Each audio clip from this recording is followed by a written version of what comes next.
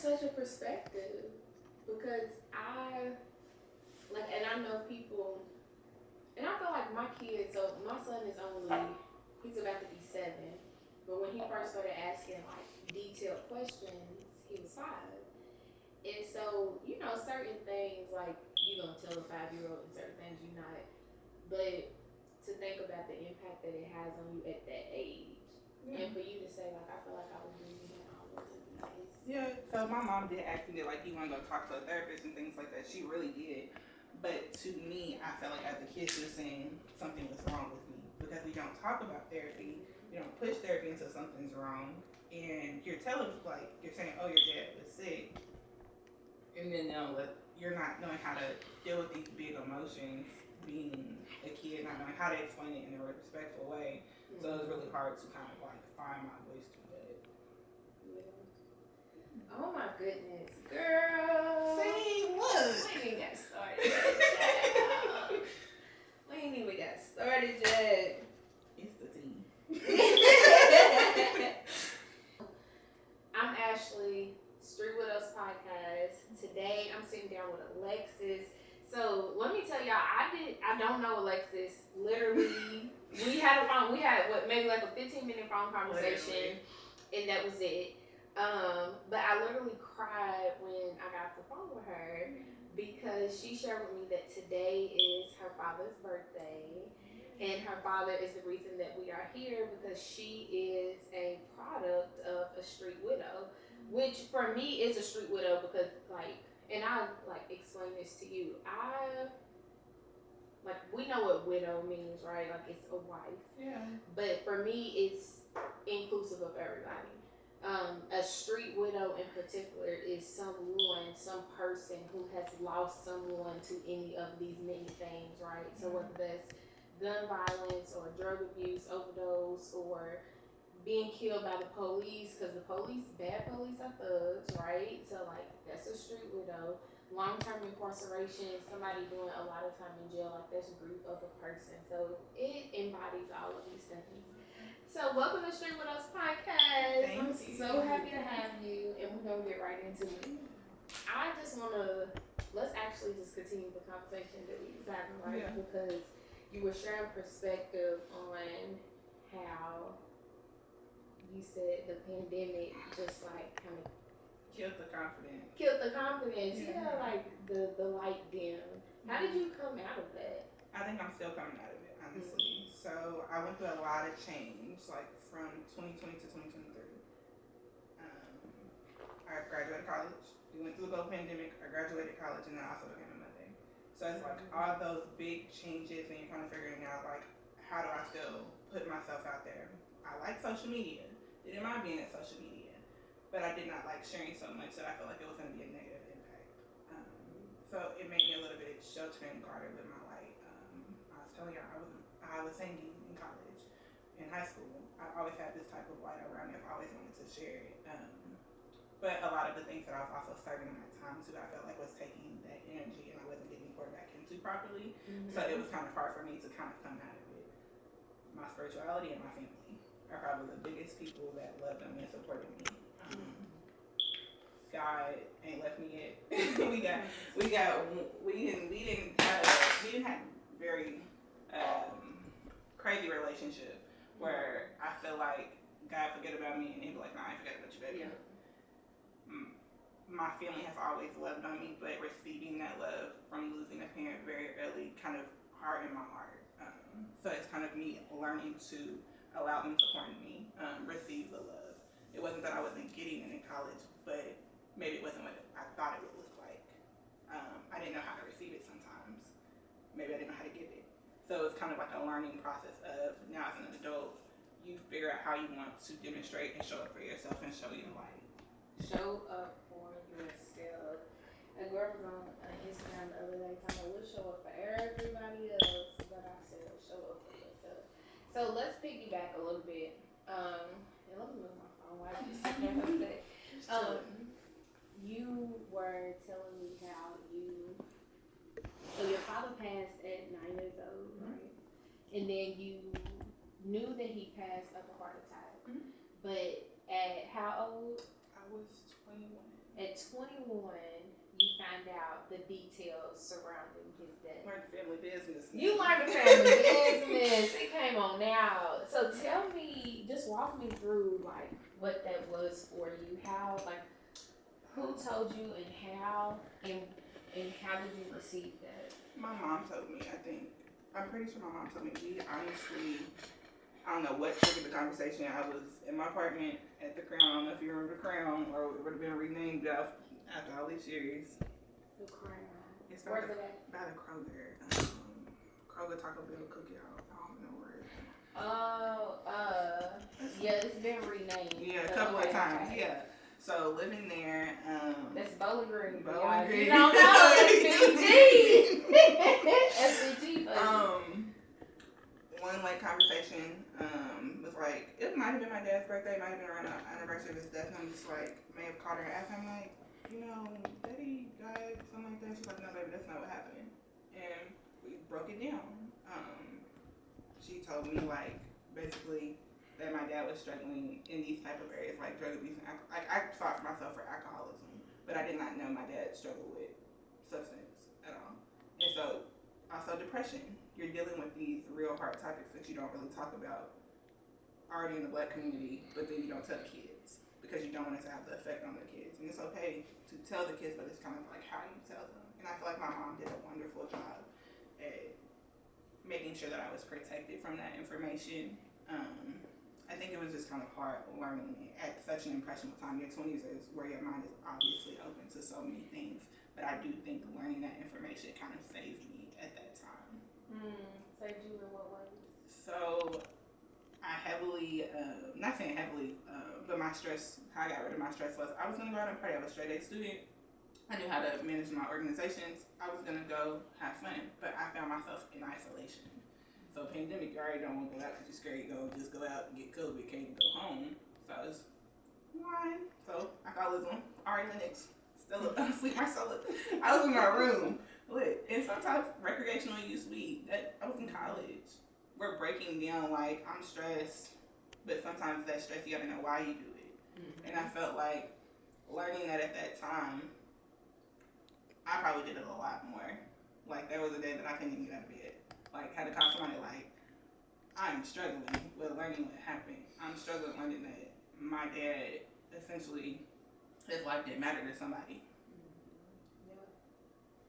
It's really hard to kind of sit with that and realize it because you hear people say it, but then when you actually break down your loss or your trauma that you now minimize because society has told you, don't use it as an excuse.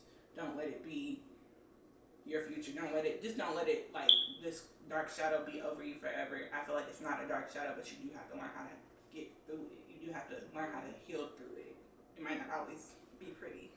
A lot of the times we talk about like the stigma that comes with losing somebody to like the streets or the street life or whatever. And so I'm interested to hear that from you if you feel that because you learned like later on in life. So I'm sure a lot of the people around you maybe like already just knew that your father had passed. Did you like share these additional details with them? Did you have a stigma that you have to like overcome yourself, or like what was the stigmatization of it like for you? I think for me, just trying to figure out honestly how to like people knew details like street people talk, so people knew the information. It was just new information to me. I did want to talk about it with my siblings. I did talk about it with a couple of my siblings, and me and my middle sister were probably really, really close, super tight. We're 3.5 years apart. She shared that she had saw a picture of my dad. And my mom's phone as a kid. Apologize for telling her. She'll see this on the thing. But it was one of those things like, what if I would have saw that as a kid? How would that have traumatized me? I already felt like I was a sense of loss and not having somebody there. And I feel like that kind of, though I wanted to talk about it and figure it out, I was also okay with leaving it where it was. My mom always told me, let us leave and go away. Yeah. Like it's more peace and not turning over stones. So for me, I had to figure out how to not let his situation become me. And You watch Grey's Anatomy? No, I don't. I'm sorry. I know people like who. If you watch Grey's, you're obsessed. I know that, okay? But I don't watch it. Okay, so do you know the footprints in the sand? Like the scripture and so Mm-hmm. that was my dad's theme. And so one of the episodes, when Derek was about to die, Meredith was like, basically was like, I'm gonna leave because I know the kids are okay. That was it. I was probably 22, just found this out about my dad. I was boo-hooing crying this episode because he left me with my mom and left us and because he knew it was gonna be okay. It was a reassurance that he wasn't struggling with the things that he was struggling with anymore. And me just knowing kind of it, because he lost a parent very young. So he was dealing with loss. He was dealing with the pressures of being a black man in society. He was dealing with just trying to navigate the world. I felt like that was one thing that, like, it made sense. So I knew he was at peace. Mm-hmm. He wasn't running from anything. And where, as a kid, I probably used to be angry that he left me. Not angry. I get it. Because you do get tired as an adult. You get real tired. Life be life and it's hard. Yeah, life is so hard. I was saying earlier, like, it was just a week at work for me. And usually, like, when I'm doing podcasts, I'm like, oh, okay, what am I wearing? Like, I'm picking up my little outfit. So, like, I want to be comfortable. But, like, you just put a lot of thought into things. And I was like, I ain't got it. After this week at work, I'm tired. So last night, when I was supposed to be like up, being productive, I hit the bed and I woke up and it was 9 o'clock. And I'm like, and I never sleep till 9 o'clock. I'm usually up at like 6:30, 7 o'clock. Even if I try to sleep late, my kids will wake me up by 7 o'clock. Come on. I want something. Like, no matter what you want, they just want something. Something, always. Or they don't want nothing. Good morning. Can I lay with you? Can I touch you? My dog like this. Come on, let's snuggle. And I'm like, okay, 5 more minutes. Yes, it's always something. But yeah, just like my energy, I just feel like I'm just not feeling it. But it's crazy how everything just happens just the way it's meant to be. Even when you don't put in like the extra effort or any of those things. I love it. So I'm glad that you're here today. I think it's really dope that you are here on your father's birthday. Thank you for and having we me. talking about him. Yeah. So shout out to him for having you. Shout out to you and your mom for having you, girl. So as usual, I'm sipping on the elevated goodies. My good sister. Okay, wait. Because we didn't even set this. So this is my soror. Yes. Let me just let me own it. Yes, hold on. Let's put this out there, okay? So I said that I didn't know Alexis because we literally just met. But she's like, okay. yeah, and I'm a Delta. And I'm like, what? Quit playing with me. Oh my God. Heavy on it. So big D. Big D. And we'll drink to that. Let's get into it. Alright, y'all, it's Widow Talk. So we're gonna pull some cards. Listen, I'm not setting nobody up. You pull your own questions, Pick okay? your own thing, all right. Yep, you picking your own questions, and it has nothing to do with me. The cards will give you what they want you to have. Ooh, well, let's hope and pray it's a good one. If you could change anything you've done since losing your person, what would it be and why? I think operating out of hurt. I think a lot of times, like, you get used to the trauma. So I lost my dad when I was 9, but I lost my grandfather, his dad, when I was 13. So I felt like anybody that I would love or get close to, I would lose them. So kind of like allowing them in.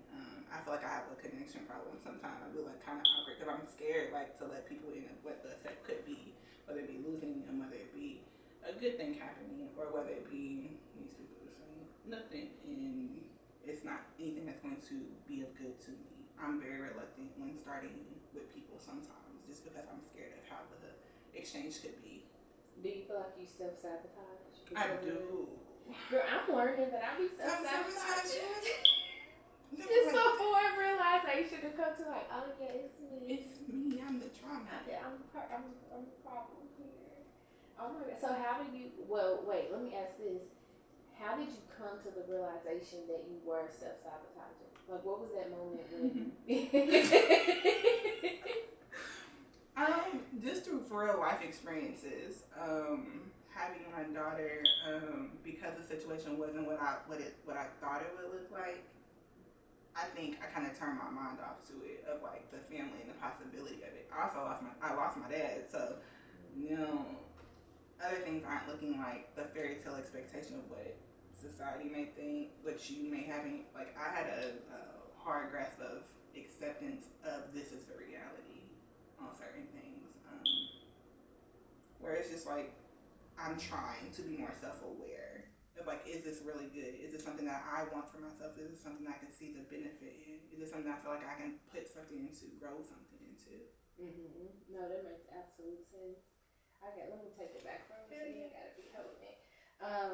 I think it's interesting when you said, and this was, I think, before we was on camera. It depends because we was on camera and I didn't know. But you said it was like you was grieving your father all over again when you found out the the details of his death. And like going back to that, for you, what, like, I'm interested to know immediately, like, was it an impact for you immediately in your relationships and how you dealt with other people? Or was it that over time you realized, like, or did that impact it at all? Like, did finding out those details then change the way that you held relationships with other people?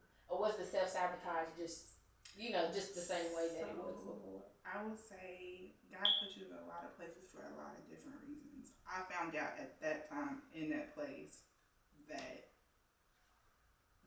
like, I didn't trust the people that I was around, but God will show you that these people are supposed to be with you and walk with you. It did impact me. It impacted me in terms of how I navigated my last year of college. Honestly, I became very to myself. I'm very much to myself, by myself. But in college, I was like, let me get involved. Let me make sure that I'm building this brand. I'm building something that I'll have a legacy for. That was ultimately the goal. And I felt like ending college because of the pandemic, because finding out this is how my dad died. People didn't do what they were supposed to do. I'm going to say it. Hurt people.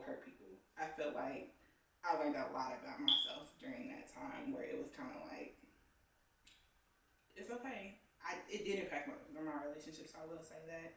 But it taught me kind of like what type of person. So my dad used to call me pal. What type of pal do I want?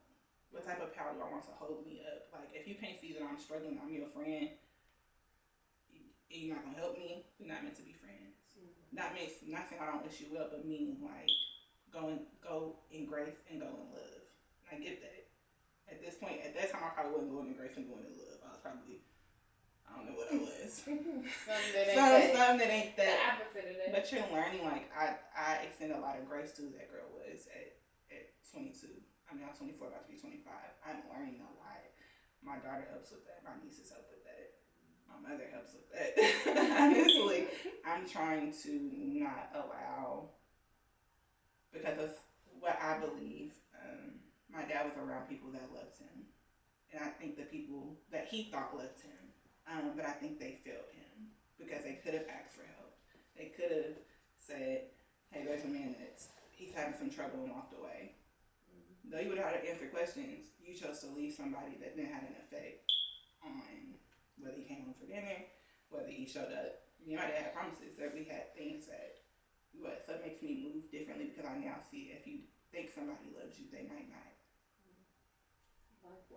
Life lessons. It taught me just to cherish the people that I know is down for me, my sisters, my family. Like, I know the people that ride for me, but I also know the people that separate the convenience in that moment. Or the people who are around but really feel some type of way. Like people are envious or jealous of what other people have, or all because of their own insecurities. When it comes down to it at the end of the day. Okay, girl, what you got next?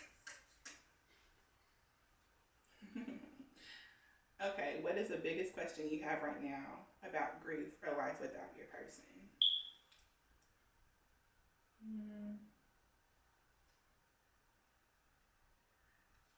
Would he be proud of what I've done this far?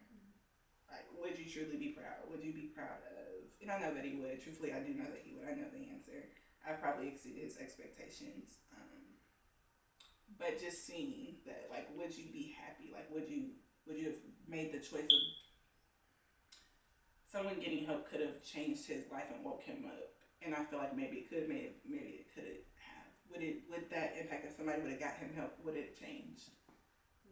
Would my dad still be here? Would he still be a lost soul, or would he be still struggling? Yeah, I think out for that, like the change of outcome. Yeah. You know, like if I was there, would it have been any different? Or like just we were supposed to go out of town, like right before my husband got killed. And I just think like, what if we had just left when we were supposed to leave? You know, maybe we would still be here. The what ifs. Yeah, the what ifs. The what ifs. That keeps coming up. What did you do to cope with your grief in the beginning, and what does it look like? Does that look different now? As a kid, I probably just went to my room. I'm not gonna lie, I'm very much an isolated person. I feel like I need to step away, process my feelings, come back when I know what to say, how to properly say it. Do you remember a lot from then? Because you were so young. I mean, you remember like those years, but... I remember it. I remember that me and my older sister just talked about 13 years apart. We talked about that yesterday. That's my dad's oldest. That's my girl. Crazy thing, we like this. Our daughters are literally less than a year apart. So like, we're going through life together, and I think that's probably the biggest blessing my dad could have given us. But I coped with isolation as a kid. And it wasn't because people sent me to my room, maybe sometimes, but I feel like a lot of the time I just knew how to be by myself, or just trying to figure out, is it really that I miss my dad, or am I mad about something else? Do I need space? Do I need time to just kind of figure out what these feelings are? That's such a thought process to have at that age. I used to think, like, maybe it's big girl. Like, I've dealt with big girl emotions, I feel like, since, like, I feel like my dad passed away, and I got, like, my innocence was known. Like, I feel like most people don't get their innocence robbed by trauma. They get their innocence robbed by other things. And I feel like my trauma at such a young age was before people that I was, my peers, they didn't go through that. Most of the people that I was around, they did not talk about what their mother and their dad was doing like that. We was just kids. We weren't talking about that. So learning that my dad had passed away, and then who do I talk to about that? My friends still got their mom and their daddies. There's no understanding. Yeah. And that's really like, you talked about the pandemic too. So I lost my husband like in February, and then March, literally like 2 weeks later, it was the pandemic and the world shut down.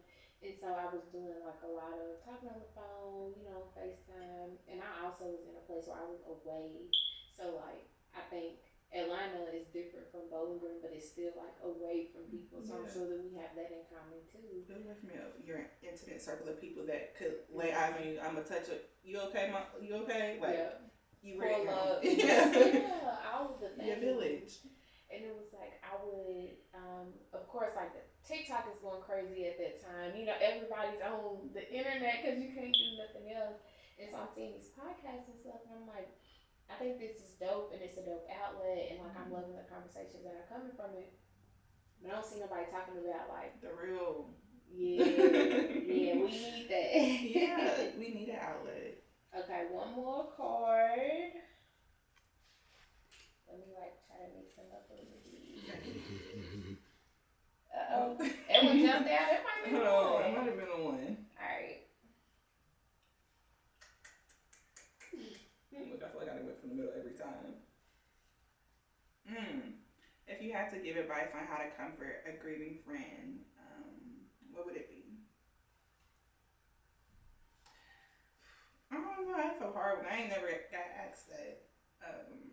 A lot of my losses come from family, but if my friend was dealing with loss, honestly, I would just try to make them feel supported and loved, and like, it's not so much, what do you need, but can I listen to what you got going on? Like, can I listen, because somebody might not be asking, like, are you okay? Like, asking you, are you really okay? Because sometimes the situation ain't somebody just died in their sleep. Sometimes the situation is some dramatic stuff happening, and we gotta sit here and talk about it. like, I had a very good friend during that time where when I found out what happened to my dad, I called her. I just said, I don't know what to do. I don't know what to do. For the first time in my life, I don't know how to get back up. And for me, my resilience and my presence, like, it has been everything. I did not want to become a product of losing my dad. And I understand there's so many things that could have happened because I didn't have my dad in my life. So many people could have failed me because my dad was not in my life. But I had a mother that made sure, like, she protected me. I had sisters that made sure they protected me. I don't know how, just be there for that person. Like, truly allow me to be that friend for you so I can be that support. I'm gonna give you the fuzzy sides, the nice things. I'm gonna give you all that, but like, I'm gonna show up for you. I'm gonna listen to you and be that sounding board, because you might not have that. You might be a mommy, you might be an auntie, you might be the person that's running the household, going to work, cooking, cleaning. Like, I saw my mom doing that, and she had one really good friend that made sure. Well, she had a lot of people around her during that time, but my aunt has never left her. That's been her road dog through it, and still to this day, that's her road dog. Tell mama, come on the podcast. Mama, come on the podcast. What camera I need? Look, mama. Come on the pod, please. Please. And I'm learning that as an adult. My mom is, I don't say one of them. Mama would have been through some stuff. Like, she didn't pay her dues, and I don't tell her that enough. We have a very because my mom went and worked so hard.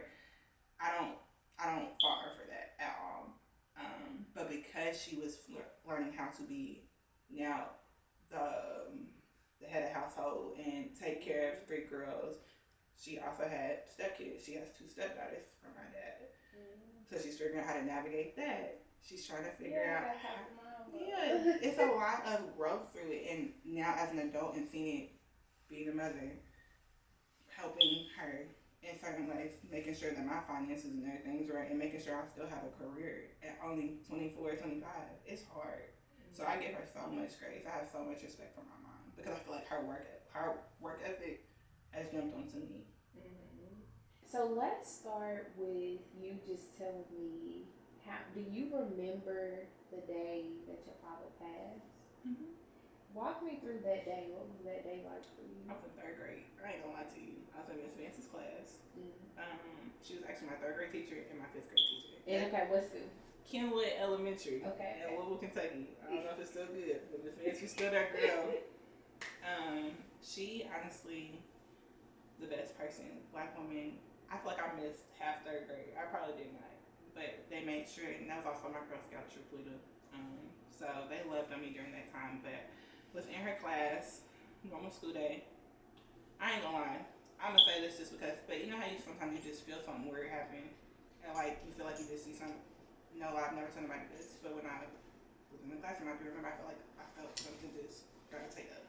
Like, so go home. My grandparents was who we got on the bus with and who we got off the bus with. Didn't even pay attention to all these cars outside my grandparents' house. Go up on the school bus, hop in the house. House is full of people. Go upstairs. My sister's upstairs. One sister got picked up from school early. The other sister, she was up there. And my grandparents and my mom were like, I don't remember what the terminology was, but your dad is gone. Called my oldest sister, my mom called my oldest sister on the phone. I don't remember what I said to her, but I remember being like hysterically crying. But yeah, I was literally surrounded by my family finding this out. Like, so it was a very normal day, but not normal day. Because we all thought we was in trouble. Like, who did something wrong? Like, who's about to get a whooping? Who, like, what's going on? What did y'all do? So, imagine the fear when you walking into the door, and then now, you know, like, the reality is, like, I got one parent. Immediately after that, like, did you go to school the next day? Did your mama kept you home? We probably like, did you stay with somebody? Was you with your mother? Like, what was immediately after that? Like, I feel like I was really with my family. My family didn't leave. Like, when I say my family was there, like, every weekend, every day, like, they didn't leave. And is this your mother's side of the family? Or your father's side? My mother's side. So my father's side of the family, it was just my dad was a army brat. So my grandfather armed forces. So he was stationed in Fort Knox, but he had a house. He bought a house with his wife here. And so while he was stationed, they stayed here. And so my grandmother, my aunt, and my dad.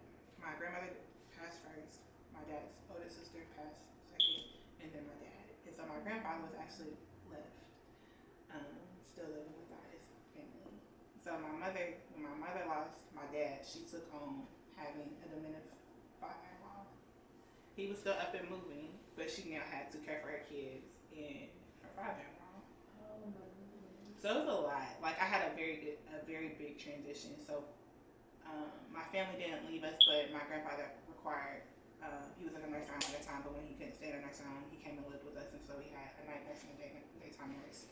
My Marcia, that's my girl. She would watch me. I do remember going back to school. I don't remember how long we was out of school when my dad passed. Everything kind of seemed like a blur, but like certain things pinpoint. Like I remember spending afternoons with my Marcia, my sister, and my grandfather. My mom was working. Or was with my grandparents. Like that was my new normal. What do you ever? And you said something like a little bit before earlier about how much respect you have for your mother because of how hard she worked to take care of y'all. Do you ever feel like it was too much, or because I feel like I work so much that it takes away. I feel like my kids sacrifice so much because I'm always working. Yes. What was the impact like for you? So, and I say this with the most loving heart as a mom. My mom worked so hard. She got her master's. My mom was in school. My mom is now one of Black leaders at a Fortune 500 company. My mom is speaking next month at Amazon conference where Magic Johnson is the keynote speaker. Yes. So I give it all to her. I think that emotion. So and I know as much as we give throughout the day with businesses, doctor's appointments, all these life things, it was hard to probably show up and be emotional. I feel like I needed the emotion more. I needed a hug. I needed the I love yous, and maybe she did give them to me. But maybe it was in those moments where I was crying or I didn't really realize certain things. So just trying to be aware of, I now understand as an adult, but as a 9-year-old, I didn't understand the sacrifices that my mom was doing. My mom was at work. My mom was at work because my dad died. She gotta work. What age did that click for you? Probably middle school.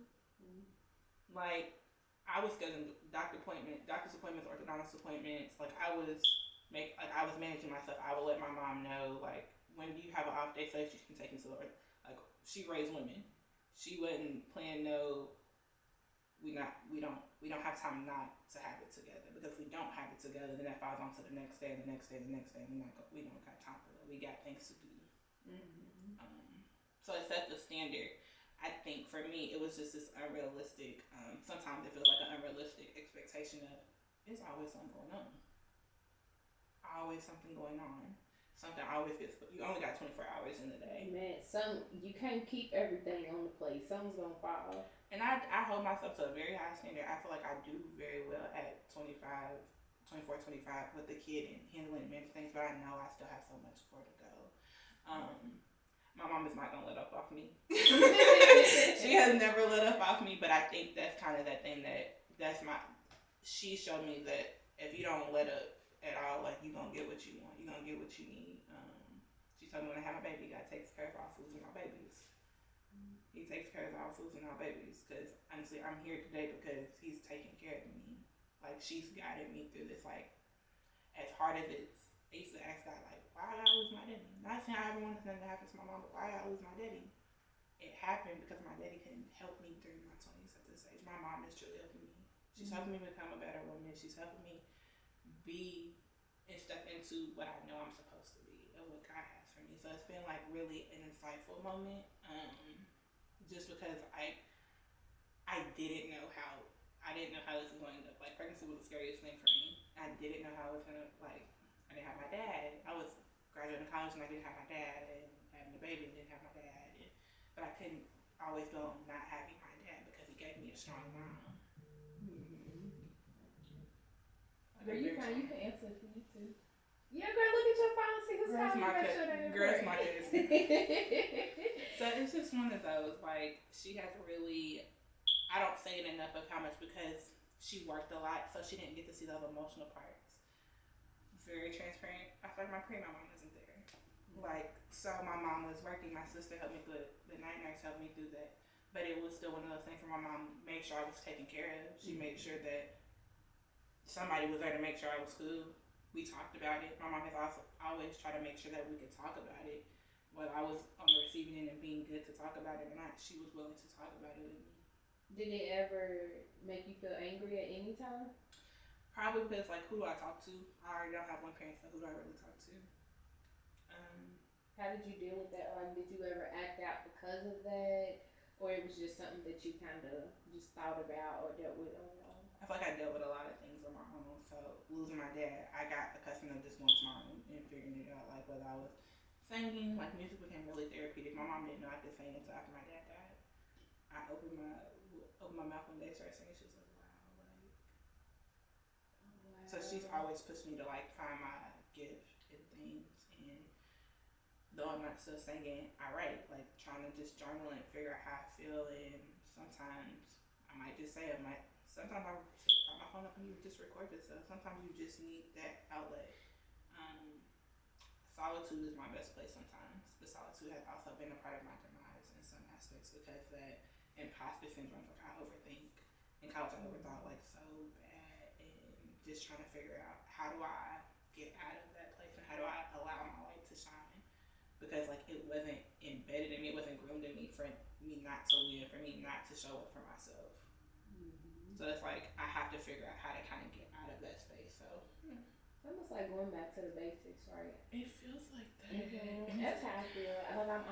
I read something, I can't remember the word, so don't get me lying. But it was like, you. What exactly did it say? It was talking about how we.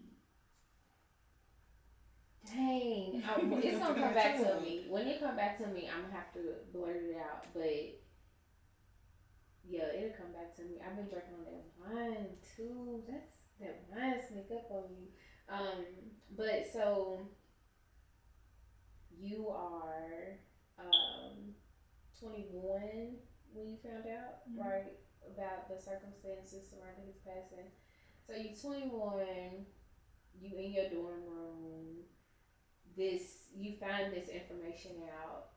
What? Because your mother told you. So, like, who's the first person that you call? What was the very initial reaction to that? So the person that I was in my dorm room in my apartment. So I was at the Crown, and so I lived in the 4th bedroom. Oh yeah, your apartment. And so out of all my roommates, I was closest. I had lived with one person during that time before, and so I just called her in. She had left her parents still living, but I was like, I just found out how my dad died, and like I told her, I was like, my dad OD. My dad was left, and she didn't know how to be there, but just signing it to somebody that I knew cared about me. So her mother knew my dad. So it's so crazy where I work not far from where I live, and people come and see my last name, they'll be like, "Oh yeah, we're just talking." I'll mention my dad's name. "Oh yeah, I know Chip." And they'll tell me a story. Hopefully there'll always be good stories. But it does make me, like, he had such a light about him. And so to know I carry that light because of him, because of my mom, it had connected me with her. She didn't know how to be there, but she was there. Like, just the presence of somebody being there. But I also knew during that time she wasn't going to be that first person I told her wasn't going to be the person to help me. I'm my mom and my dad's only child.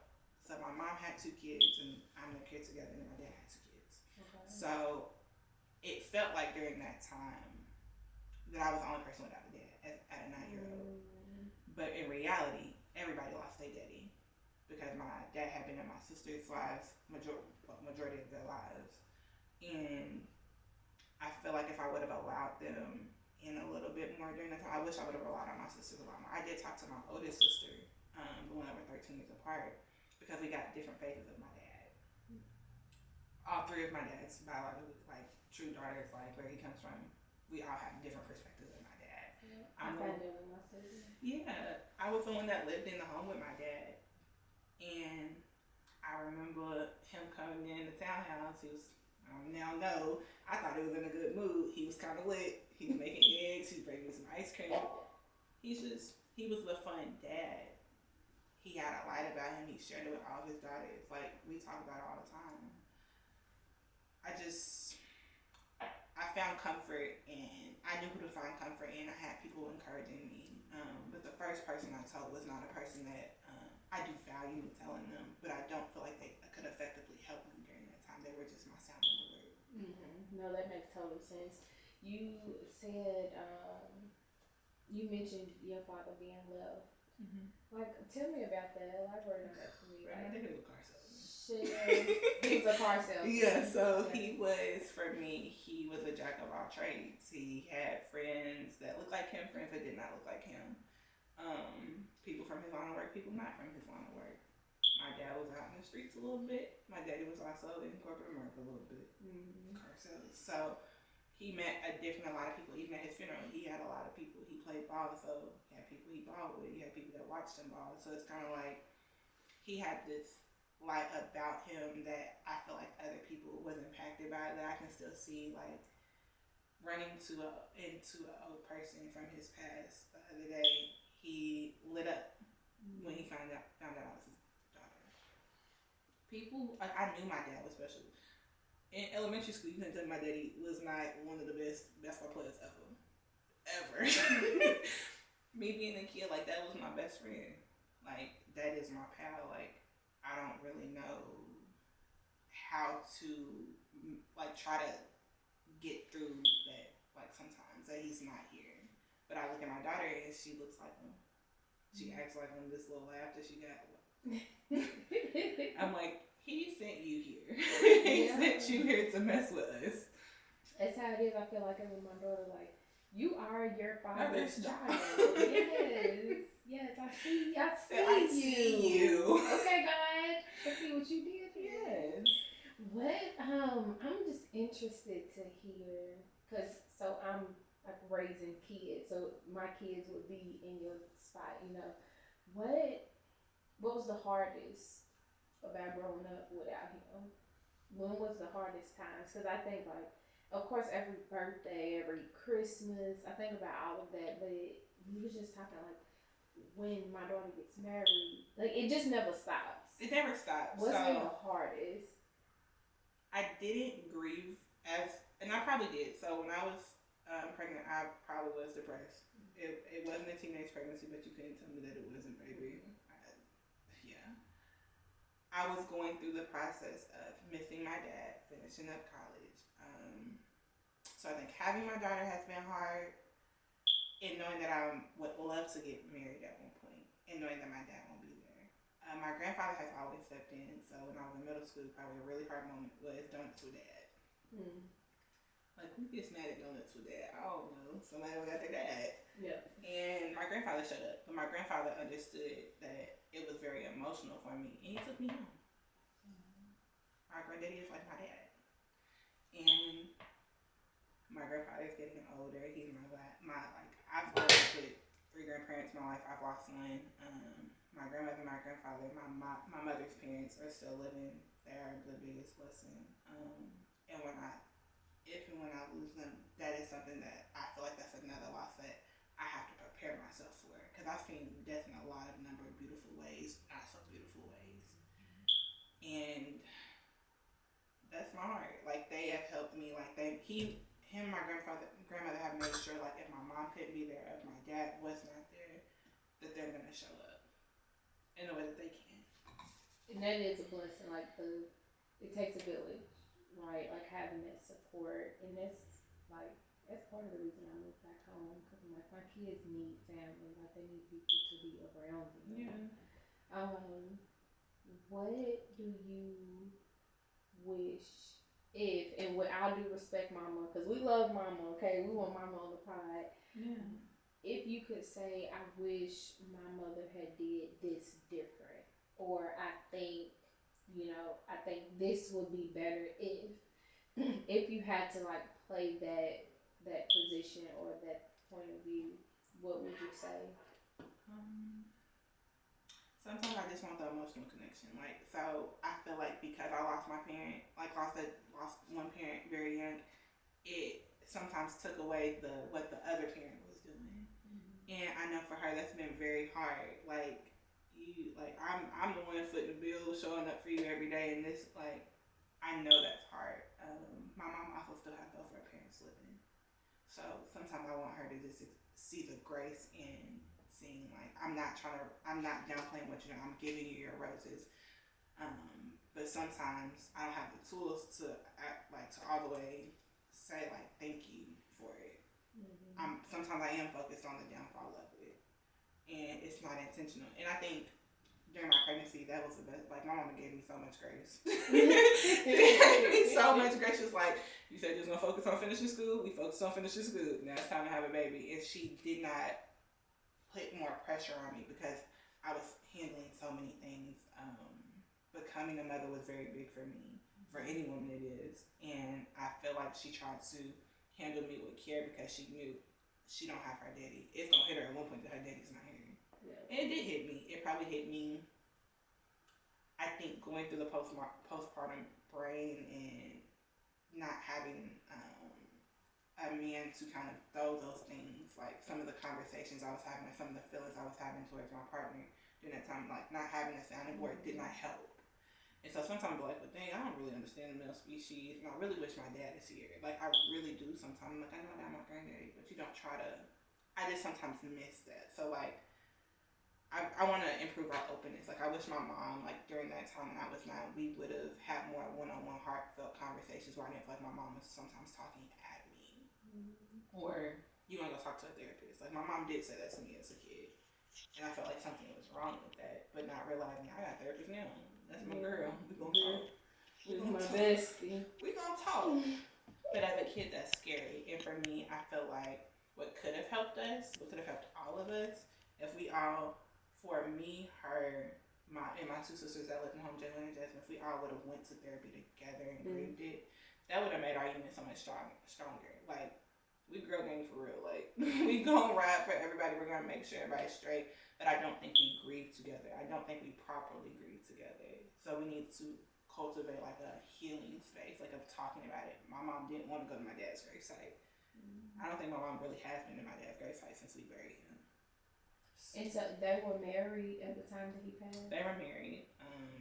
Her journey with that is her journey, and I want her to share that because I feel like my mom had a true testimony to share. And dealing and healing, and my mom is very private. Or she feels like it has to be perfect sometimes, and not really that she has to be perfect, but it has to be told in place. Like, even talking with you, like, I wanted to make sure that I told my dad in a light of, like, he just had a positive light, a positive love, and, like, not the fact that he struggled with depression. Everybody struggled with depression nowadays. COVID revealed everybody struggled with depression. Yeah. It's about, do you have that village, or do you have something helping you, truly helping you find your way, like, finding your way through it. Absolutely. She had to find her way through a lot of stuff, I say. She had to.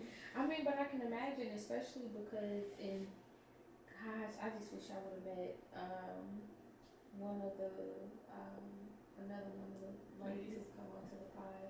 Yeah, I'm trying to stop calling people girls. It's not a girl, it's a grown woman. Lady. I am a lady. Yeah, the father of her children struggled in the same way, and we were just talking about, you know, the stigma that comes with that, like I mentioned earlier, and then just the way that other people react, or maybe like don't react, you know, like it's just such a difference. But I can imagine she's like, I loved him, but living with somebody who is in that state, like, that's hard. And so I had to let that go. And so I want to hear your mother's story with that, and just share that with so many people, especially at like a time like this, because you don't unlove people because they have unhealthy relationships with whatever substances they have it with. Like, the love is still there, and then that's a whole different grief of a person, right? Like, that's grief in a different way because they're no longer who they once were. That's a whole new person. Did you ever feel any of that? Just from my dad? Like, yeah, like you said, like you would come in, you just thinking like, oh, he's in a good mood, but was there ever like times when you was like that raised the eyebrow? One time, and this was right before my dad died. So my last encounter with my dad picked me up from my grandparents' house. Bought me some magazines, bought me some snacks. Like we chilling. We getting it. Wait, magazines? You gonna buy magazines? So it's a like, little time for you. You don't really buy magazines no more. Had the ones with the little poster in it. Yeah. Took me not far from my grandparents' house, probably like a couple blocks somewhere in the West End. My dad kept me out till like 11 o'clock, 12 o'clock on school night. I just want you to imagine yourself as a mom and where's my kid? Yep. My dad was running down the street after somebody. I don't know what he was running for, to, away from. My dad left me in the car. Mm-hmm. My mom blew. I remember their interactions. Like I knew what my mom and my dad's relationship was.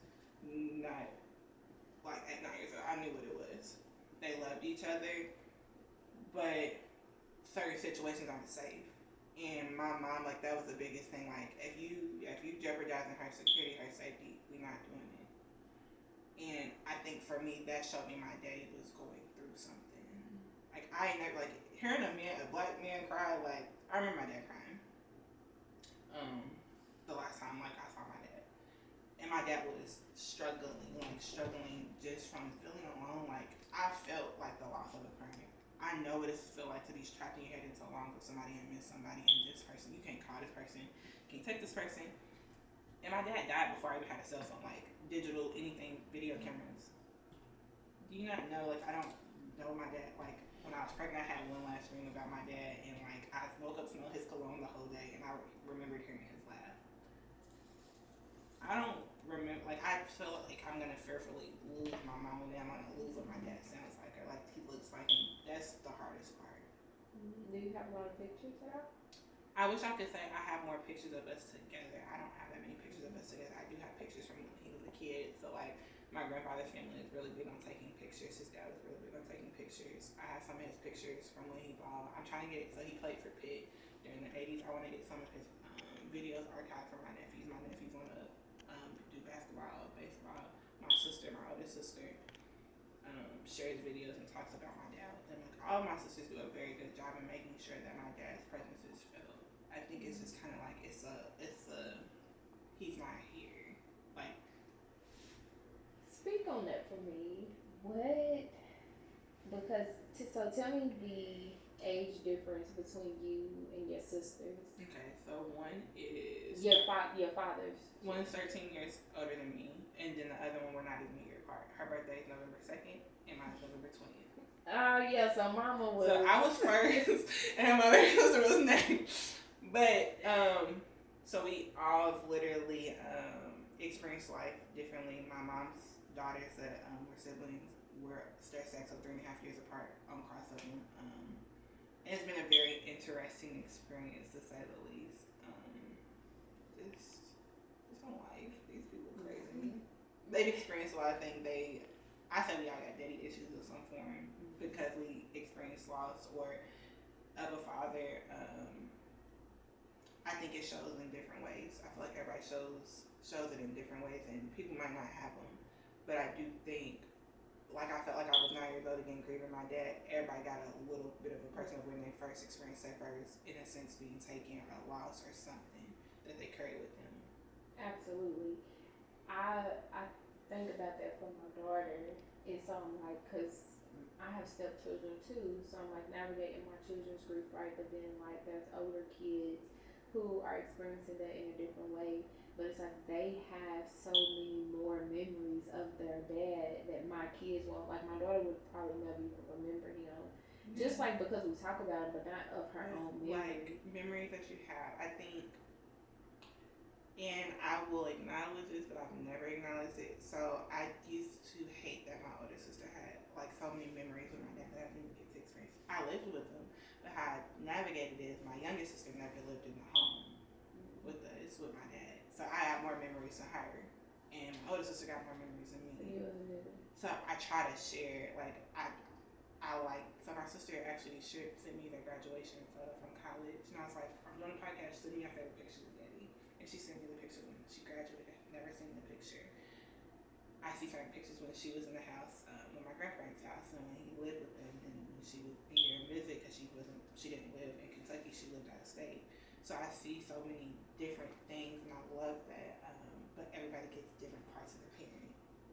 So what she got was probably a better version than what I got was probably a better version than what she got, and vice versa. I really wish my youngest sister had more memories of my dad, or had more things to hold on to with my dad, because I'll talk about it and I want to make sure that I do it to her comfort level, because she didn't grow up in the home. She lost him at 8, I lost him at 9. So how do we now navigate, since she didn't grow up in the home with him, though my mom made sure that we still saw each other and we still had that connection, we're adults now. How do we now make sure that our children, our legacy continues, and we make sure that we're aware of what happened, and we talk about it, and we talk about what type of person he was, and make sure truly his legacy lives. I just want the embodiment to be I want my parents to be proud. I want to honor the people that I come from, and I want to make sure that I'm learning through it. Truly, I didn't have the person. I put that on myself. I know what I deal with, but I also know that those are probably 2 things that my parents deal with. Those are 2 things that we all deal with, and we don't talk about it. But if we talk about these things, we're able to help what comes from us. So we're able to help our babies. I just want my daughter to be happy. I don't want my daughter to ever wake up and not have her mother or her father, and she not be equipped to being able to handle it. My mom made sure I was equipped. If anything ever happens, I don't know exactly what to do, but I do have a good support along my sisters.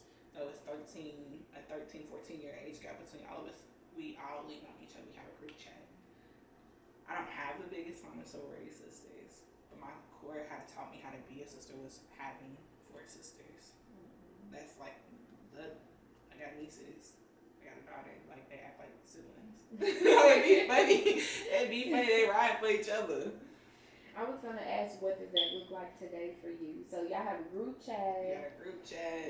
Do y'all, the one sister who lived out of state, is she still out of? So I have 2 siblings that live out of state. One lives in Atlanta and one lives in North Carolina. Okay, Atlanta. Yes. Born and raised. I've been in Atlanta for the past 9 years. I just moved out, so I've been back to 6. It's really busy. I went and visited for a weekend, so I wasn't going back.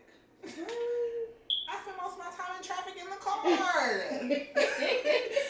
Why are we that? For me, because I feel like visiting a place is different than living there. Because when you visit, you all over the place. Because I live there, everything is right where I need it to be. I don't have to go far. I would go there. Drive opportunity. So do y'all take trips together? How do y'all get together? Okay. What does it look like today? So everybody got kids. Only person that don't got kids is my baby sister Kayla. Okay. She's Auntie TT, all the way, every way. We did our first little sisters gathering. We went to, it was actually not supposed to be a staycation, but we went to North Carolina and we stayed with my sister. I want you to imagine 3 boys, 4 girls. Ooh. The kids. And 4 sisters. 1 husband. All together. So it's very loud. Extremely loud. It's a lot of estrogen. I understand why my dad got us a male dog at that. It's a lot. It's a lot. But it's so fun. I do get overstimulated. I'm one of those people where I like to enjoy my free time. So I am the sister that I'm on the phone, I'm off the phone. They'll tell you all the time, Blue might not pick up. Blue is my nickname. I might not pick up. But it's also, I'm going through a lot, sissy. I'm gonna text you. I've always been the baby, so they've always kind of loved and supported me. When I had my baby, all of my sisters were at my baby shower. That's probably the best feeling on both sides. I won't say I'm the bridge. We don't laugh at me when I say so. I'm the bridge of everybody. It's neat. I fall in between of both my parents and both my parents' sides, kids. Yeah, that is dope, bringing 2 families together, essentially. It's different, but I feel because my mom created such a loving environment, there's no bonus siblings, we're all siblings. We all went through losing it. I do remember when Cass closed. We took a picture of the day of my dad's funeral. out the picture. We all don't look the same. But to just see where we are now, and to see we have families, and to see like I get so excited when I see like what my dad and my mom produced. Like it's so exciting, like just because like the excellence in it, like y'all created this, and you got one woman that wants to be an entrepreneur, you have another woman that's a manager, another woman that wants to be a doula, another woman that wants to be a nurse. Like we have so many things that our parents made sure that we didn't want for a lack for it. Losing my dad didn't create the opportunity where we lacked anything. My mom made sure like your daddy's not here, you don't gotta ask a man for nothing. That's been the biggest thing. That's the biggest lesson that you can teach me, baby. My mama got it for me. If my mama got it for me, I'm good. I'm good. But it's also as me being able to provide it for myself. How do you feel like and I'm sorry because I didn't cut you off. How do you feel like your relationships are impacted by not having him?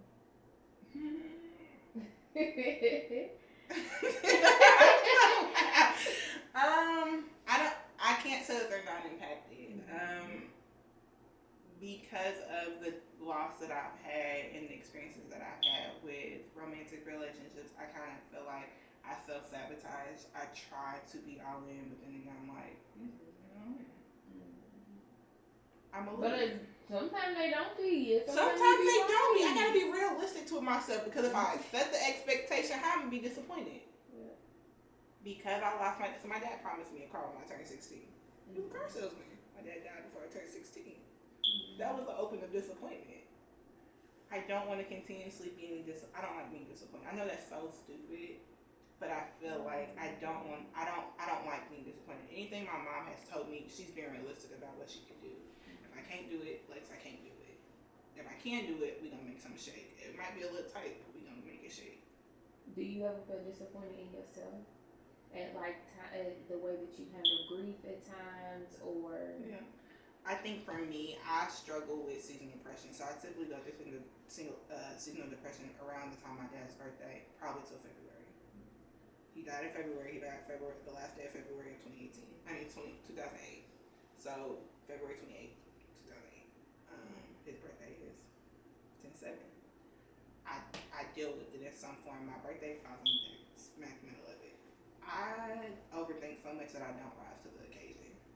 Like, I get inside my own head so much that I just am not able sometimes to rise to the occasion.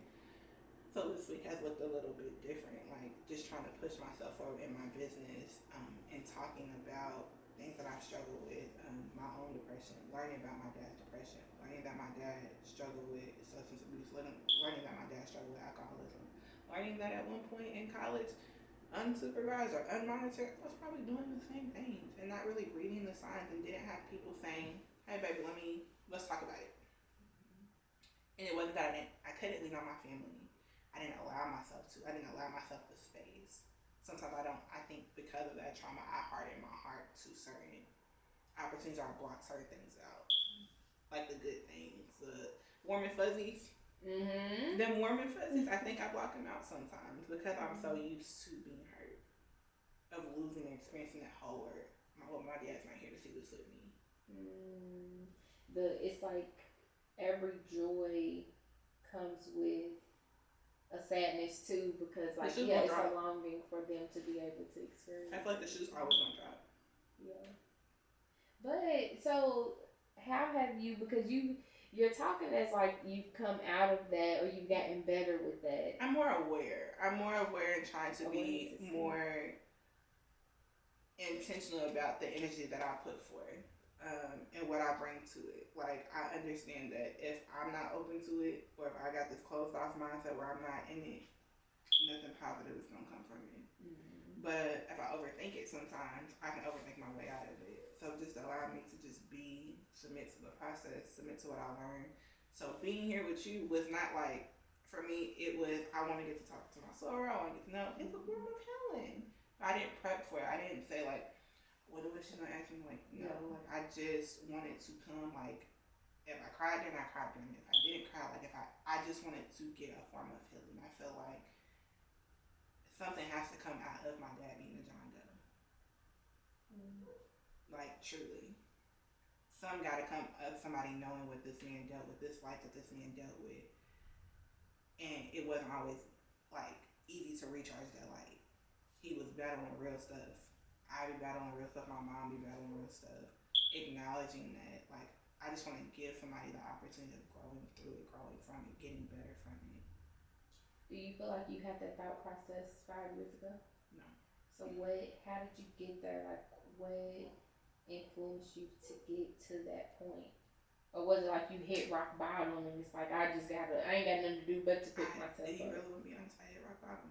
Mm-hmm. I don't say God humbled me, but God humbled me. That's how it happened for most of us. God said, sit down. I moved out of my apartment. I got COVID. And I found out I was pregnant. And I had to go back to school that next semester. She ended up pregnant. I was VP of the chapter, but I was still very involved in like doing stuff on campus. People saying I wasn't coming back to school. Like, I had to overcome a lot, and I was still at school overcoming a lot. Alani, I ain't gonna lie, Alani saved me. Alani saved me in so many different forms because I didn't see like, man, I'm about to graduate, I'm about to live my prime, and God was like, no, you need to sit down. And sometimes the biggest blessing, somebody asked my best friend Paige to be like, what did you do today? I said, God woke me up today, that was the blessing. I ain't do nothing else, right? I was depressed because I was missing out on my hot girl summer. And I was supposed to be going back to school, about to graduate, figure out where I was relocating. I was pregnant. And I wasn't in the happiest space that I thought I was going to be in at 23. I thought at 23 I'd be graduating college, living my life, and I'm about to become a mom, going back to school. Don't know if I'm going to have occupancy when I come. I know I got my mom, but what can I provide? What can I do for myself? I've always been a baby. Somebody's always taking care of me. What do I bring to the table? Does that make you feel like angry that your father's not here to support you in those moments? I think it's just sometimes with guidance. Like, I don't want to find myself in a situation where if my dad was here, my dad could have helped me through it. Or like the advice he could have given me. But I also have uncles and I have my grandfather. So I try to lean on it. I do, but I also am not very open all the time. I try to be open. But I think I also deal with sometimes if I give you something, what's going to come back at me, I might not like what you're going to come back at me. It might be a challenge. It might be something I just don't want to hear yet. Mm-hmm. Or it might go over my head because I ain't gonna lie, I'm still a little young. I'm still learning. I'm trying to not what if moment, shoulda, coulda, wouldas. I wish that my dad was still here to have certain conversations because I'm struggling with dating in my 20s. Like, it's real, like, ghetto. Like, it's real. How ghetto is it? I just want sometimes a sounding board that was my dad and not like my daddy. I knew he was gonna give it. That's my pal. He's gonna give it to me raw. He's gonna tell me this man ain't nothing.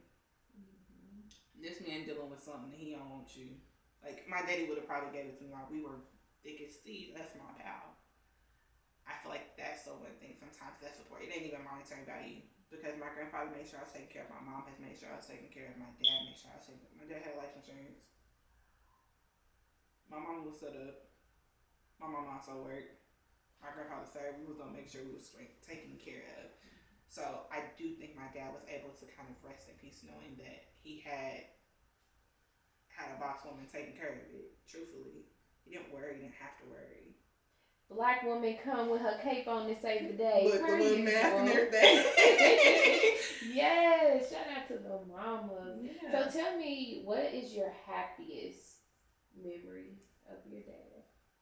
Happiest memory? Even if it's after, like before or after, like when you think of him, what is something that just makes you feel warm and smile? So, I've always had like a very, very, my dad was my best friend, like truly my best friend. So he used to do my homework for me. He used to do my math homework for me. Did your mom know that? I don't think my mama used to do that. Like, my daddy did this. He would help me. But no, I think the dream I had when I was pregnant, and mom was like, tell him. Like, what's going on? I was pregnant. I'm trying to tell him I was pregnant. That's my dream. Like, what do you mean tell him? Tell him I was pregnant. He laughs. Like, like hysterically laugh. You know how people like big laughs? Yeah. He had like a very big laugh. And he also told me that the person that I was with, it would be okay. So it gave me that confirmation. Whether I believe that confirmation or not, that's in God's hands, and I'll leave it at that. But just seeing the excitement of my dad, like, I'm giving you some joy. Like, I'm giving you some joy. And it's the fact I woke up and I still heard the laugh and I smelled the cologne. Mm. My mom got rid of everything right after my dad died. I probably had like maybe a couple of his basketball shorts. My dad didn't wear jeans. He had a leather jacket. Mom gave his leather jacket up. And I just have memories. Mm-hmm. Like, I literally have like the memories in my head, the stories that I tell myself, the stories that people tell me, and pictures. That is all I have to make sure Lonnie knows who. I don't call him like her grandfather. I be like, that's your pal. Like, if that's your angel, that's your pal.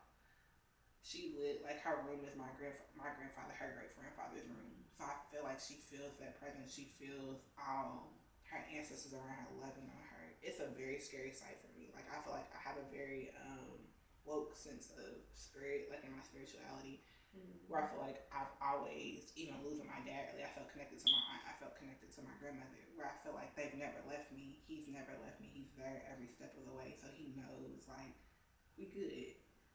He knows who Alani is. Alani was sent. Baby, Alani was sent. So I'm very happy. Like, I'm happy with the gift that he gave me. Like, she's a joy. Have you ever had like a reading? I want to. They be thinking I'm crazy because I want. So I think at one point before I turn 30, I'm gonna get one. And I think I just not even like I just want to know my dad is okay. Like, I sense that he's okay, but knowing that he's okay. I don't know, you see people on TV make it up, but I've heard somebody had a reading and it was beneficial to them. Mm-hmm. I think I have a lot of unresolved conversations that I should have. I had a very good high school principal that made me do a chair exercise when I was in high school to help me deal with losing my dad. Wait, what's the chair exercise? Set the empty chair up and you just have a conversation with the person. It don't matter what it looks like. It don't matter if you're angry. It don't matter if you're happy. You just have a conversation. So the night that my dad left and did not come back, and then I found out he died. So that is like, you don't get to say I love you. Mm-hmm. I really feel like we was arguing over some really stupid stuff. Like, I was mad at him when he left. I really do remember that. I don't remember what the stupid reason was, but I was mad at him. But then you don't get to come home and say I love you or give you a hug. I probably didn't want to give my dad a hug before he walked out the door. But it's enough. That was my last hug. The last time I heard him say poopy or something like that. Like, I would have enjoyed all of it. Like, I would have ate it up. And I see how my daughter is with her dad. And so sometimes I'm like, that's that thing. Mm-hmm. I know how it feels. And I hate that I was robbed of that. I hate that I was robbed of it because of him not knowing how to handle, like, just his mental capacity and how to healthily get through his trouble and through his trauma. Yeah. I think I can relate to that in multiple different ways that I can't go into right now because it's the end of our podcast, y'all. We are out of time. Look at our we got our hourglass. We fancy, okay? We fancy this season with our hourglass. But I can definitely relate to that in so many ways. And I just want to say thank you for sharing your story. I'm happy to meet you, y'all. She made me cry after I talked to her. I was like, I ain't gonna cry on the phone with this girl because I just met her. But baby, I boo-hoo cried when somebody died. And there's no such thing as coincidence. Everything is like the way that it's meant to be. And the fact that this was your father's birthday, I'm just like, oh wow. I was like, we're gonna make it. And I toyed with it for like a week. I told my best friend, I was like, I don't know if I'm gonna do it. She's like, Sissy, heal. And she lost her dad.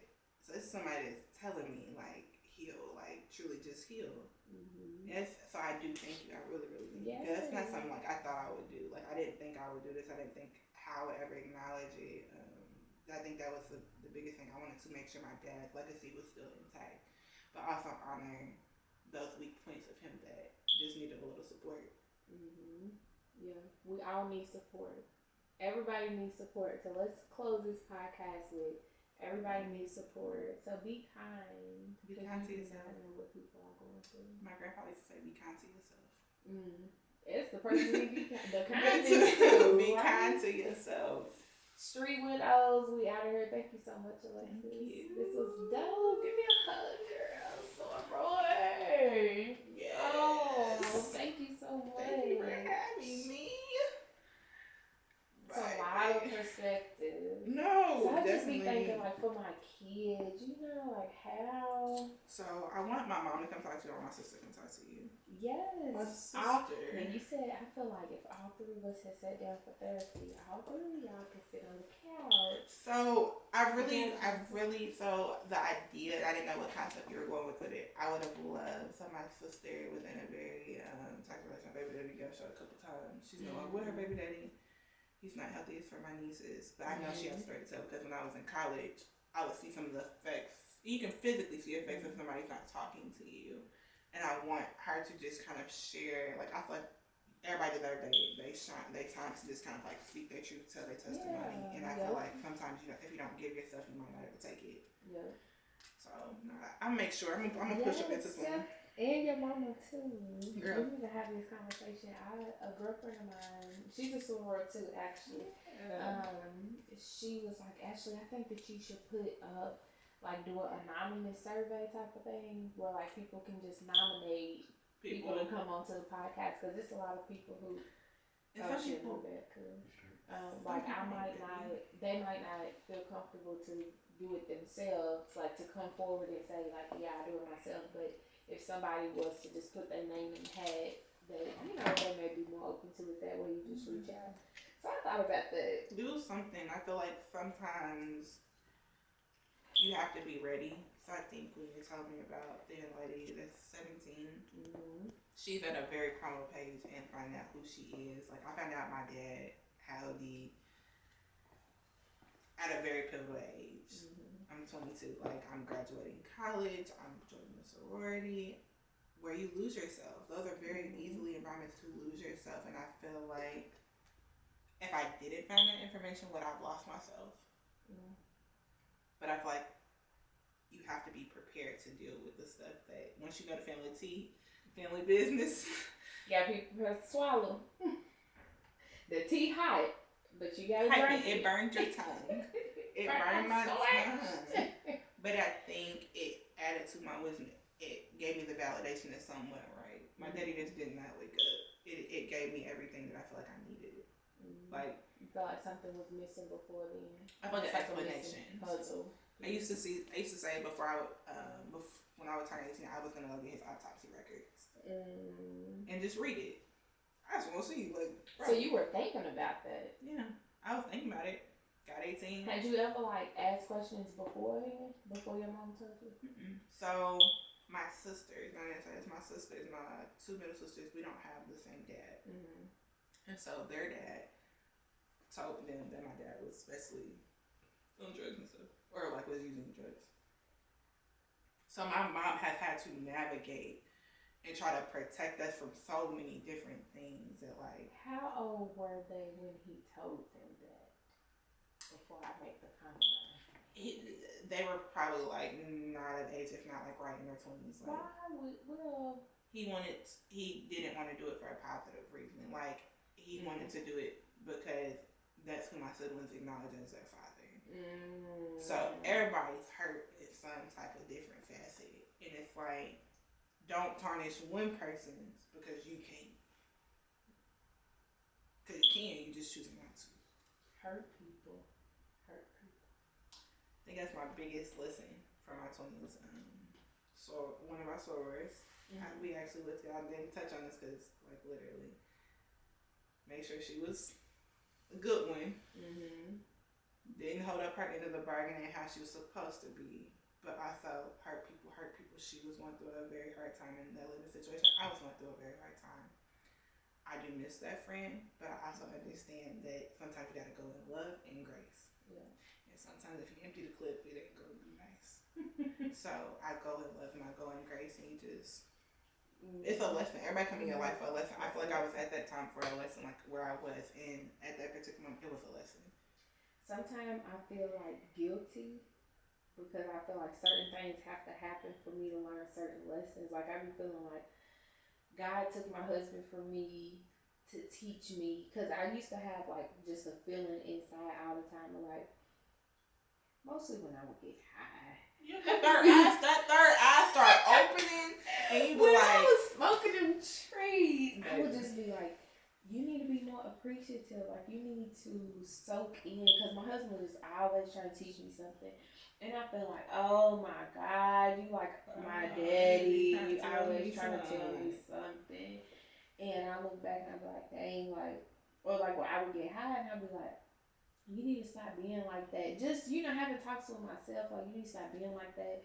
You need to be. Don't lose that good sense of like voice. Yeah, no, I talk to myself all the time. Like, I think I'm very self-aware. Yeah. And I didn't used to be that way, but as I've gotten older, I've become very self-aware, and a lot of it because my husband like would help me accountable. Yeah. He was very big on accountability, and I think that like instilled that in me. Because I don't feel like I always had that or like grew up with like that. Was there a big age difference? He was 5 years older than me. But like mentally, he was probably the same age, or he a was little bit older. Yeah, like because he always just hung with OGs. Like he was an old soul type of person. So mentally, he was probably 10 or 15 years older than me. Nah, but I mean, he poured so much into you. Yeah, no, he poured everything he had into me, and I just be like, I would tell myself, you need to be more appreciative of that. And so hindsight now, like without him and without having that just everyday guidance, like the small things to the big things, I just be like, dang, I should have, just should have, could have, would have. Like, I just wish I had taken advantage of that more. Like, I try to remember stuff that he taught me and be like, I wasn't even paying attention. I'm just like, yeah, okay. I heard him talking about it. I heard him, but I didn't hear it. I guess that's me. So I feel guilty about that. I feel like, not that I feel like I'm being punished, because I don't want to say it like that, but it's just like, because I've learned so much in losing my husband, I feel like that happened to me for me. I wouldn't learn these things any other way, and it's like, dang, did God have to take his life to show me a lesson? I used to feel like I got the short end of the stick. Like, my whole life I felt like that, and that's so bad to feel, because God do so many great things for that. But I felt like that, and I felt like, did this really have to happen for me to learn, for me to be kind to myself as a woman, not give myself to everybody, to know just certain self-respectful things, how to stand up for myself. I'm a 5'10" whole woman, and ain't no man, woman, child gonna punk me. My mom made sure of it, my dad made sure of it. Like, I feel like I was supposed to learn that lesson, but did I have to learn it at that expense? Like, I feel like I could have learned it with something else. Like, let me not get in the school play or something. Let me break my leg or something. The lessons don't hit the same. They don't, because my ass would have definitely got back on that tree of ski board. Lessons don't, especially when you hard-headed. What you looking for, cuz? Nah, I'm just getting a shot over here. Nah, you good. I'm like, do you need some? No, I'm straight. Yes, but call me. Let me know if you want Sarah to. Yes, I definitely do. I think that our next go around will probably be like mid-November. Yeah. Like probably before Thanksgiving. Maybe. Say she's in Chicago a little bit, so just let me know. But I think for her, I've seen my mom in love and out of love a couple different times. I thought my mom loved my dad, but I see my mom really in love. Oh my God, we didn't even talk about that. What? Like her seeing her mother in relationship with other men. You want to talk about it? Outside of her daddy. You want to do it? I'm saying I'm here. Do you got time? Baby, I already got my baby shower, so I drop it off. Okay. Y'all good. Yeah, let's get that conversation. My camera's rolling. Am I in it? No, you straight. Okay. Stay where you at. Matter of fact, scoot your body up. Scoot your body up a little bit. Yeah. Your foot, yeah, just sit still, because you still got a shadow. But it's cool. If you stay like that, you cool. Okay. And when you was waving earlier, I was so... And I'm always feeling like he's trying to get my attention. Nah, I was looking at the shadow. I was like, oh, shoot. Alright, so here we go. We rolling and action. Okay, so tell me about what it was like for you when your mother went through a relationship and breakup. That was very, very, interesting. I wouldn't say perspective to see as a kid. Like my mom didn't bring different man. My mom didn't play it, but I've seen my mom probably love two men. So my dad, and then a person that she spun like about to, which was her first, like I guess her high school sweetheart, her first love. Yes, right. She spun the block. She's a whole Yui. She spun the block, but them don't be work. I mean, I don't know. They might. It depends on Dilla's choice. It maybe right space and right time. So it seeing her in a relationship with my dad was very different than seeing her in a relationship with I want to say his name was Shannon. It was very different. It was different in the sense. Hold on, we might have to go back. Oh, okay. See this still. Oh damn. I gotta get the money. Good, because now I can do it again. I really want to come into it just the way we was, because what did you say? And I was like, oh my God, tell me about that. You said, just seeing a different, what was the different relationship? You said, different love. Like, yeah, because you was talking about how she deserves. Like she deserves love, something like that. Love. We're still rolling and go in on the action. Okay. So you were saying that your mama deserves love and you want to see that for her. And so in the relationships that you've seen her in, what was the impact of her relationships on you? More specifically about the breakups, because that's kind of like, sometimes things don't work out. As a kid, some things don't work out, and sometimes it's a clean break, and sometimes it's not. For me, I don't like seeing my mom grieve my dad was different than seeing her grieve a relationship. At 16, I didn't know the difference. 16, I didn't know the difference. 25, I know the difference. I feel like seeing her grieve my dad was one of those things where she didn't have no choice. It was fight or flight. She had to kind of go into. She might have cried a little bit, might have gotten emotional. But when I said the first time I saw my mom like heartbroken was probably like high school.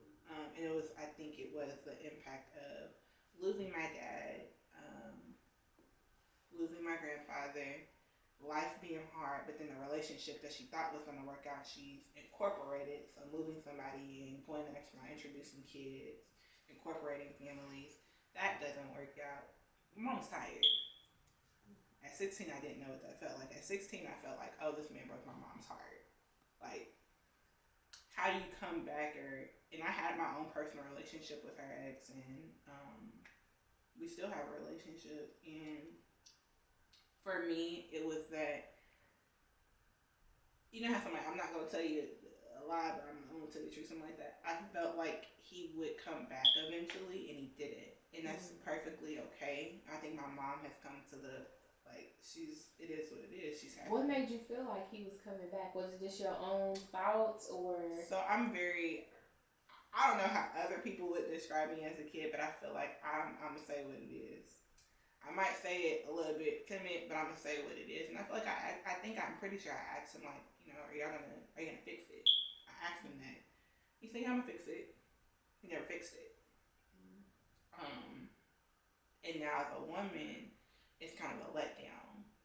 Like, and I've had a recent conversation with him where he didn't know what happened to my dad. He didn't know that I knew what happened to my dad. He thought I already knew. He thought I was already aware and everything. I'm like, no, he was the first disappointment, but you reaffirmed that disappointment.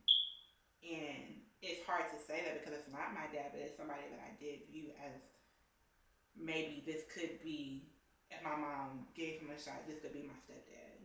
Were you angry at her for that? Did you feel like you should make it work, or did you have it for that? I was never angry at her. I think for me, and just seeing my mom in that, I was angry at the situation because her being down herself because of that relationship not working out affected how she would then show up for her daughter. So when he left and I was in high school, it was just me and my mom in the house. Like, my sisters had moved out, they had their families, they had their kids, like, it was just me and my mom. So I'm watching, I'm seeing my mom sad. It wasn't an everyday thing, and it wasn't, like, an all the time thing, but if we're getting around Christmas, Thanksgiving, and your mom isn't, like, normally, if she's normally happy, she's not happy, or she's not able to put on the mask. Society, we put on a mask. As a mom, we show up and we put on a mask sometimes. Sometimes I'm dead tired. Hey, Lonnie. Hey, baby, mommy miss you. it wasn't that. My mom could not. She couldn't muster up the energy to do that for me. And for me as a child, am I doing something wrong? Is life really that bad? Like, you don't know it's wrong. But I now have to understand. Maybe my mom would be like, well, I'm trying to do everything I'm as best I can. I'm not making you happy. So it's like I give her grace. I think I'm old enough to say now it's grace. It's not like I'm mad at her. I give her grace. During that time, I did not understand. I was probably a little bit angry. It wasn't angry at her. I was angry at the person that she was with, that he took her joy. He took this light after a storm, after a dark period. He gave her a little sunshine, but now it's gone. And now we're back to cloudy days. That's kind of hard. And then you have your own personal attachments to it, so you're trying to figure out how to navigate it till they broke up. Can I still be cool? Can I not be cool? Because I ain't gonna lie, we gang. We are gang. Like, every time we are gang, and we don't even be playing like what we really are. I ride tough with my mom, like, I don't care. So, you telling me that you were gonna fix it and not fixing it, that, if I put my expectation in him, he gonna feel me every time. What if you could change anything about that? Like, what would you change about that whole situation? Like, would you keep them together? Would you make it so you had a closer relationship with him after? I think because I experienced loss so early, I had to really, like, I'm cool with saying, hey, Soror Alexis, I love you. But if you disappoint me anyway, it's hard for me to give you that trust back. So him not keeping up that opportunity and not doing it as I think would be in grace and bow in grace and go with God and love, I don't feel like he handled it to what my mom deserved. She deserved a truthful, if this is not what I want to do, I'm not going to do it. She didn't get that. And I feel like they deserved that. As much as a pedestal that she raised him up on, she deserves that. So I think that he wasn't worthy of her love. I think somebody's worthy of her love. She has a whole lot of love to give. I think she sacrificed a lot. She's been in situations, whether it was not the most healthiest. Like, I'm not gonna lie, my parents had not the best relationship growing up, and I can remember that. But I also think through that gave my mom her strength. And I think my mom has been in fight or flight, and at that time, seeing her through that breakup, she got tired of fight or flight. Because she's strong. She's very strong. The epitome of a black woman is to be strong. And baby, I ain't gonna lie, this black woman gonna say she's tired. I'm strong, but I'm tired. Get somebody else to do it. And I applaud my mom because she says it all the time that she says all the time, she's like, girl, I don't know how you do it with one kid and you don't got this good. She's like, I had 3 and y'all was in bed before. I'm like, look, time out. I'm like, she ain't me. She tired. But I'm gonna applaud you. She had a lot of strength, and I feel like the environment she around didn't allow her to be weak. Like, she has never been able to be vulnerable with them and, like, truly vulnerable or be safe with them, and I want that for her. I feel like my mom is so deserving of that. She's taking care of all of us. Okay, so what I heard you say is we got to find mama a man.